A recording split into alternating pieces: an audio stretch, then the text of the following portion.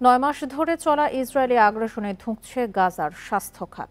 উপত্যকাটির কোনো হাসপাতালেই পাওয়া যাচ্ছে না পরিপূর্ণ চিকিৎসা সেবা।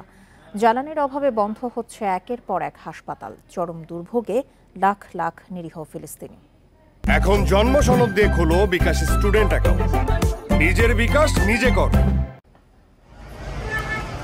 চিকিৎসার জন্য একের পর এক হাসপাতাল ঘুরেও চিকিৎসা পাননি খান ইউনিসের বাসিন্দা আলী আবু ইসমেহান। ইসরায়েলি সেনাদের গুলির আঘাতে গুরুতর আহত হয়েছেন তিনি।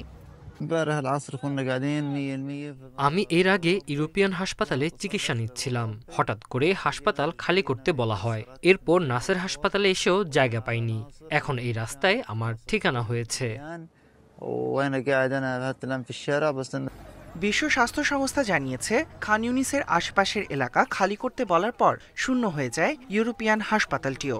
সেখানে চিকিৎসা সেবা দেওয়ার মতো কোনো পরিস্থিতি ছিল না বলেও জানিয়েছে সংস্থাটি।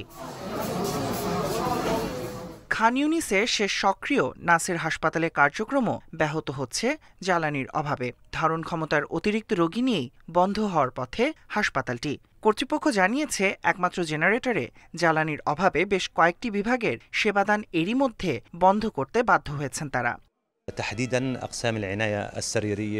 আমাদের কাছে আর 500 লিটারের মতো তেল রয়েছে, যা দিয়ে 2 ঘন্টা বিদ্যুৎ সরবরাহ সম্ভব। এরপর বিদ্যুৎ সরবরাহ বন্ধ হয়ে গেলে হাসপাতালে আমাদের এক ভয়াবহ গণহত্যার সাক্ষী হতে হবে। রোগীরা চিকিৎসার অভাবে ছটফট করতে করতে মৃত্যুবরণ করবে। নাসের হাসপাতালের নবজাতক পরিচর্যা ইউনিটে 15টি শিশুর জীবন এই বিদ্যুৎ সরবরাহের ওপর নির্ভর করছে বলে জানিয়েছে কর্তৃপক্ষ। অনেকের আবার প্রিয়জনের জন্য পূর্ণ স্বাস্থ্যসেবা নিশ্চিতের উদ্বেগে কাটছে সময়। Tahmid Abrar, independent news.